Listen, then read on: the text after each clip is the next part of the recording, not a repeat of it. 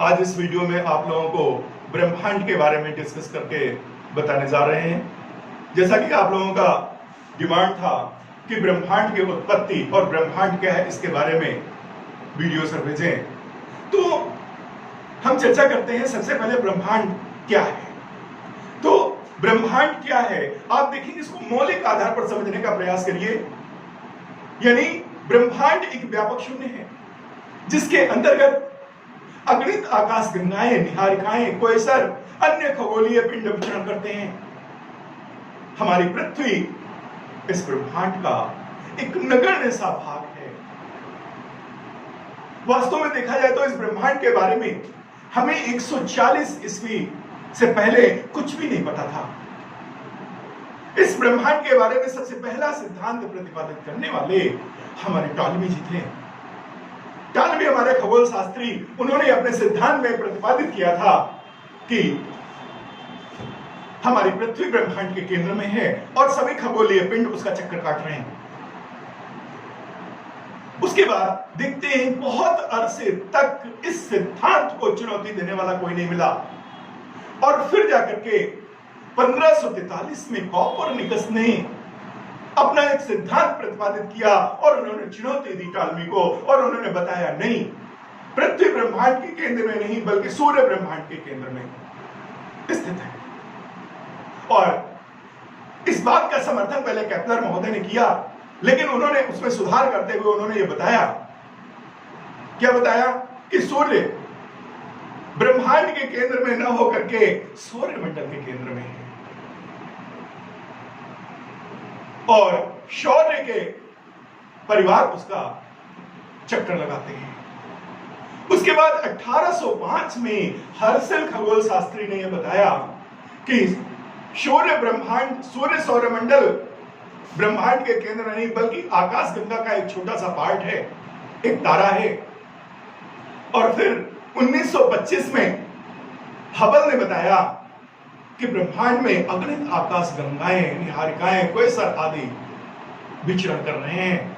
इस तरीके से हमें ब्रह्मांड के बारे में जानकारी मिलती है। और फिर जब हमारे खगोल शास्त्रियों के द्वारा ब्रह्मांड की उत्पत्ति के बारे में अपने अपने सिद्धांत प्रतिपादित किए, उनमें हमारे बहुत सारे सिद्धांत हैं, लेकिन उनमें से दो हमारे बहुत चर्चित और प्रसिद्ध सिद्धांत हैं। जैसे रेडशिफ्ट सिद्धांत, जिसको आप डेप्लर प्रभाव के नाम से जानते हैं, डेप्लर सिद्धांत के नाम से जानते हैं, रेडशिफ्ट सिद्धांत के नाम से जानते हैं। तो वहीं दूसरा big bang theory, fireworks theory. जो बिग बैंग थ्योरी है, जानते हैं, बहुत ही चर्चित, और इस पे अभी भी 1912 में देखते हैं कि अभी सर्च भी किया गया था कि ब्रह्मांड का सृजन हुआ कैसे है। कई दशकों से उसमें काम चल रहा था। इस बिग बैंग थ्योरी में यह स्पष्ट किया गया कि वास्तव में ब्रह्मांड में एक कॉस्मिक पिंड था बहुत बड़ा, और उसमें ताप और दाब और गुरुत्वाकर्षण की सतत प्रक्रिया के अनुसार वो कॉस्मिक पिंड छोटा होता गया, संपीडित होता गया, और संपीडित होते होते एक ऐसा स्थान आया जब उसमें संपीडन का स्थान कम हो गया, और उसके बाद लेकिन वो प्रक्रिया जारी रही, तो वहां पर उसी जगह पर एक विस्फोट होता है, और उस विस्फोट के माध्यम से संपूर्ण ब्रह्मांड की संरचना हो गई। उसके छोटे छोटे टुकड़े हजारों किलोमीटर प्रति सेकंड की गति से गतिशील हो गए। इस तरीके से हमारे ब्रह्मांड का सृजन हुआ। कहते 15 अरब वर्ष पहले ऐसी स्थिति थी, और इस तरीके से हम आज जानते हैं कि हमारे ब्रह्मांड का आज भी फैलाव हो रहा है। रेडशिफ्ट सिद्धांत भी कह रहा है, बिग बैंग थ्योरी भी कह रही है। और जब उसके आकार की बात आती है तो हम जानते हैं कि हमारे ब्रह्मांड का आकार अनियमित है, अनिश्चित है, ओपन है, खुला है। तो वहीं कुछ खगोल वेत्ताओं ने यह बताया है कि अगले 20 अरब वर्ष के पश्चात गुरुत्वाकर्षण में वृद्धि होने लगेगी, और वो सभी हमारे पिंड एक में जुड़ने शुरू हो जाएंगे, और एक समय ऐसा आएगा फिर हमारे ब्रह्मांड की आकृति निश्चित हो जाएगी, बंद हो जाएगा।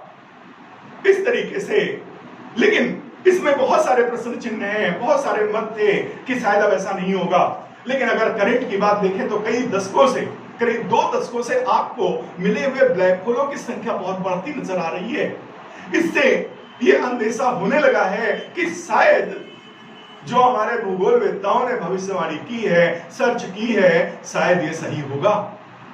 अगर इसी तरीके से हमारे ब्लैक होल मिलते रहे तो धीरे धीरे वास्तव में एक दिन ऐसा आएगा कि पर्याप्त गुरुत्वाकर्षण हो जाएगा और सभी पिंड आपस में फिर संगठित हो सकते हैं।